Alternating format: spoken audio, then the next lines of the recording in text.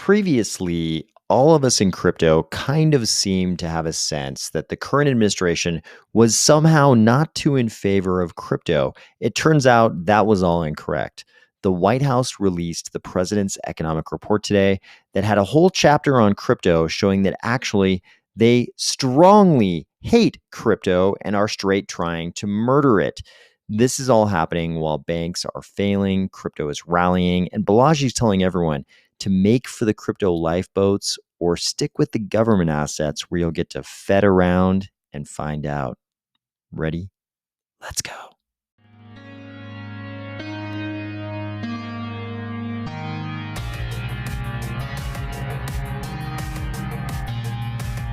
Today, we're going to discuss the president's economic report, rumors of 200 to 300 SEC subpoenas and dozens of Wells notices, Sushi Swap getting hit by the SEC, who doesn't care at all that they're a DAO, and Cardano crossing another very important milestone.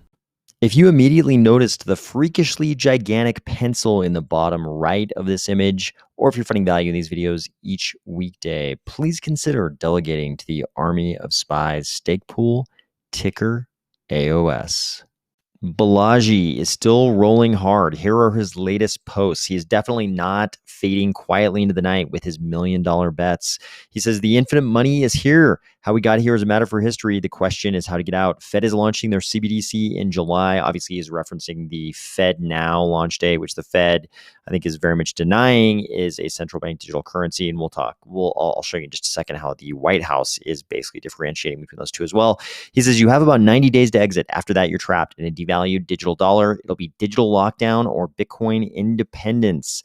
And then he has a longer tweet down here. He says, get to Bitcoin before digital lockdown. Perhaps it's intentional, perhaps simply emergent. And he's going to get into some pretty seriously conspiracy theory-ish territory, or at least he's going to have some of the same criticisms for the current administration that a lot of conspiracy embracing people would have.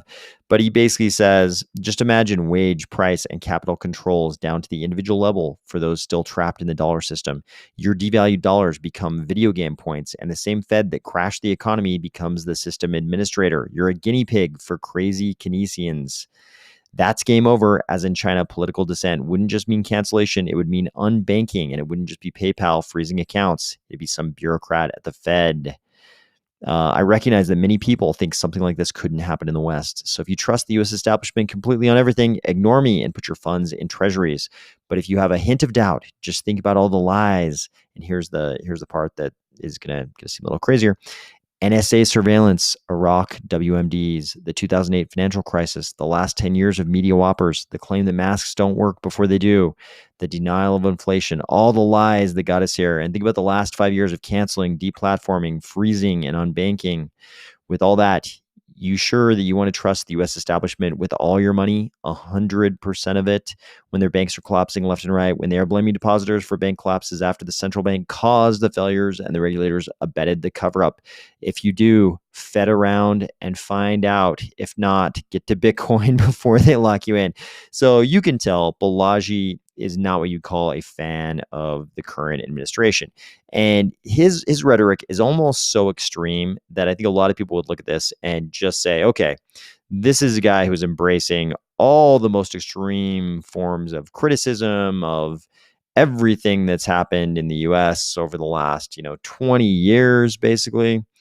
And so we have to ask how accurate what he says about the financial system could possibly be.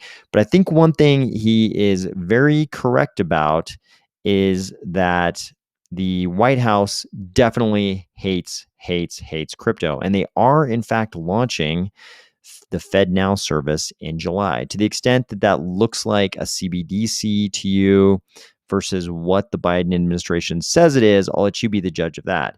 But I'm going to show you in just a second how we know they definitely hate crypto. Fresh off the digital presses, here is the economic report of the president, where the White House staff basically puts together everything they think economically. So interestingly, in this one, if we go to page, let's see if I can remember the page here. Okay, I was close. I was pretty close. Yep. Okay, there we go. If you go to what's labeled as page 237 in the document, but in the digital copy, you're probably going to have to go to page 242 of the PDF. You'll find Chapter 8, Digital Assets, Relearning Economic Principles.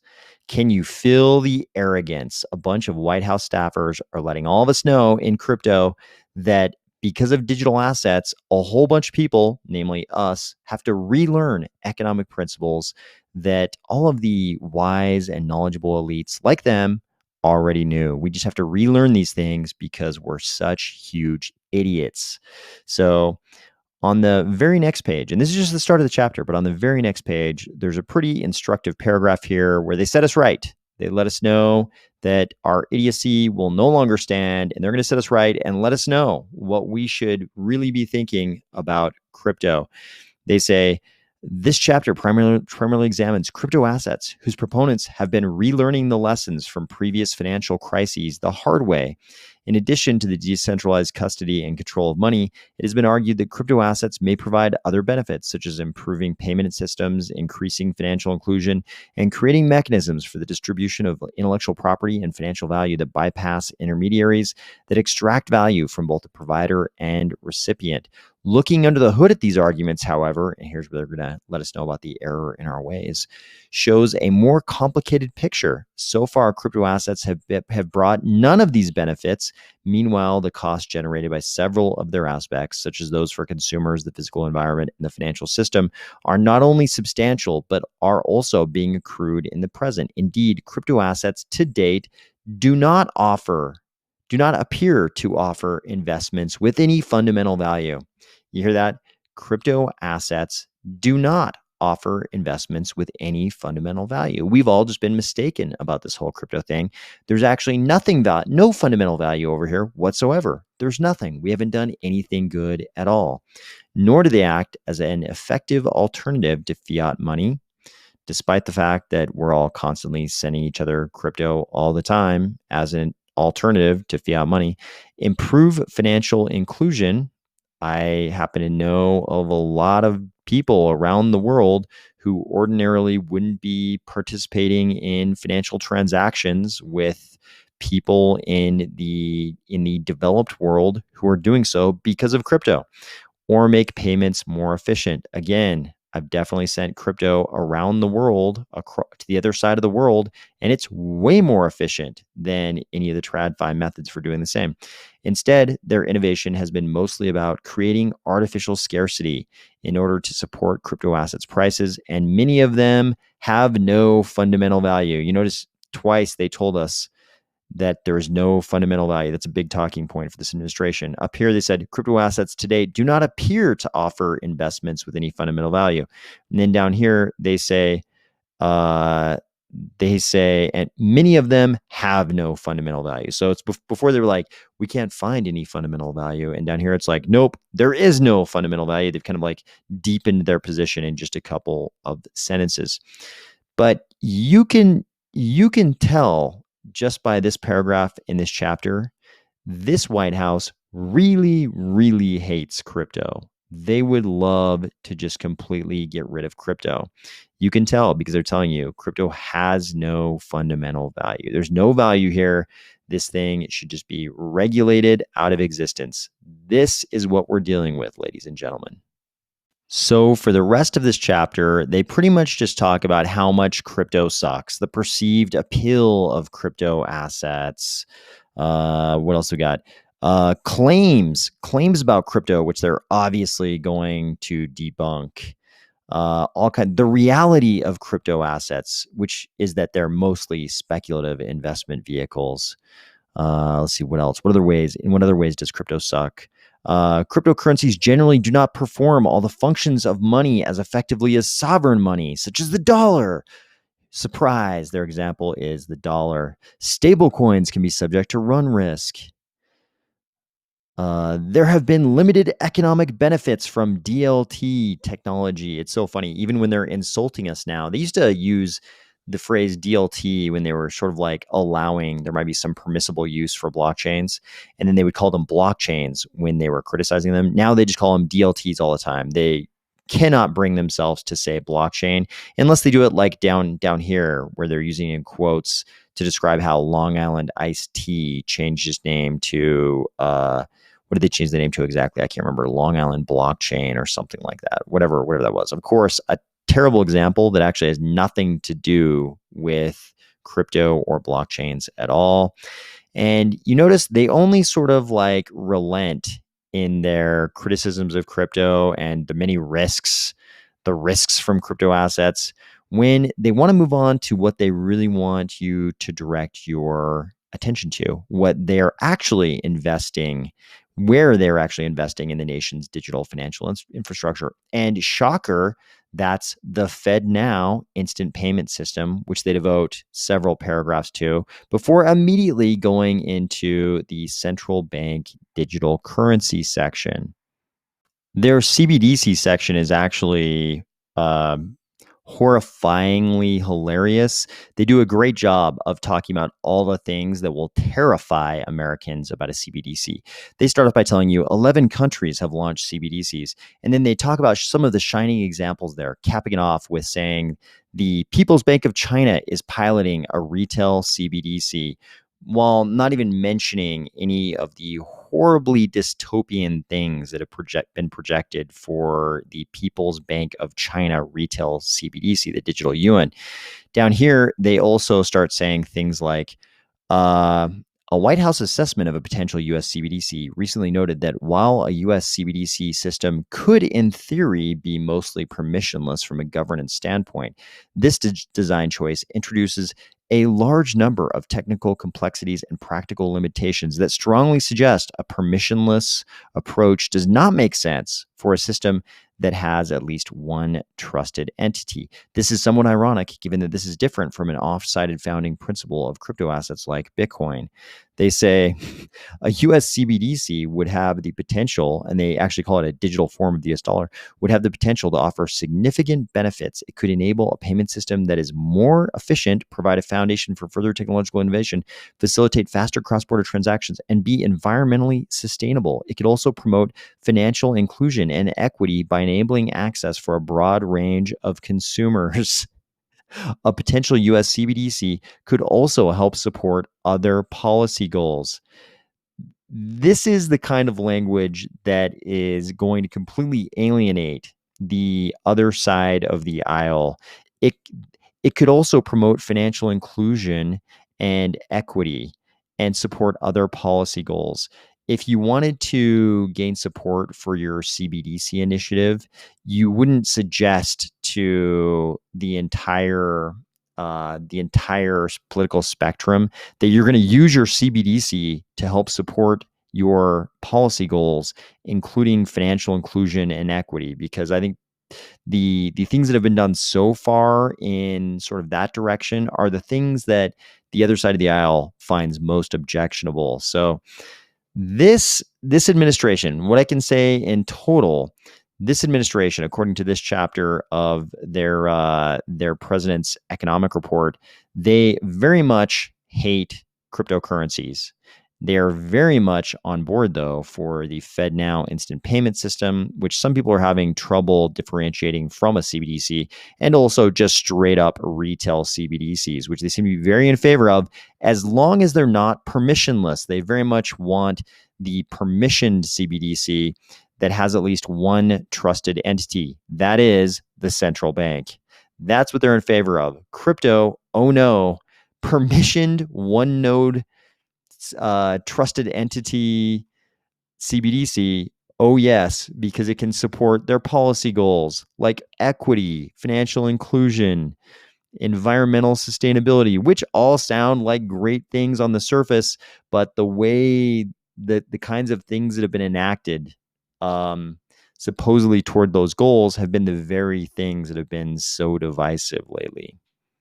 While the White House is obviously trying to tell you exactly what they think about crypto, unfortunately, it's not just restricted to their thoughts. We can also see exactly what they're doing. And these kinds of rumors keep popping up. Now that I've seen it this many times, I think we have to start considering that this might be real. So here's a post from John Deaton, who would certainly be in a position to be talking to companies that might be having these things happen to them. He says, rumor has it that 200 to 300 projects have been issued subpoenas and dozens of companies have received Wells notices. That is a gigantic amount of companies that are either, about to be attacked by the SEC. They've already received a Wells notice, which means the SEC is basically done with their investigation, or they've received subpoenas, which means that the SEC is at some point in an investigation of those projects or considering opening up a serious investigation of those projects. It turns out SushiSwap is one of those projects in that list. So here is a proposal in the Sushi DAO governance forum. The proposal says Sushi and head chef Jared Gray were recently served with an SEC subpoena. We're cooperating with the SEC. We do not intend to comment publicly on ongoing investigations or other legal matters. But their proposal is to establish a legal defense fund to cover legal costs for core contributors. They want $3 million in Tether, and they say there will be a contingency as well. If funds deplete, the DAO will make 1 million Tether additionally available as needed until legal proceedings conclude. So the DAO is expected to give them 3 million in Tether, and then if that gets depleted, just continually give them further tranches of $1 million in USDT to defend themselves. So, of course, this is an actual governance proposal. So there's a vote. It looks like 25 people have voted. And kind of surprisingly, not everyone's on board. A full 1/4 of the people said, no, do not give them the money. Apparently, there is some controversy. This poster said, the comments on this forum are deeply discouraging, albeit completely understandable. Discourse is now about ensuring that no active participant of the Sushi DAO is based on U.S. soil due to the increased risk it poses to all other members of the DAO.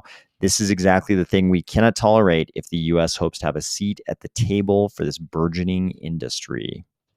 It's important to note here that John Deaton also thinks regulators are going to go after Coinbase, Kraken, and Binance US. He says there will be more enforcement actions filed, including against Coinbase, Kraken, and Binance US. In my opinion, I predicted the exchanges would be sued for selling securities last year. I still believe it's coming.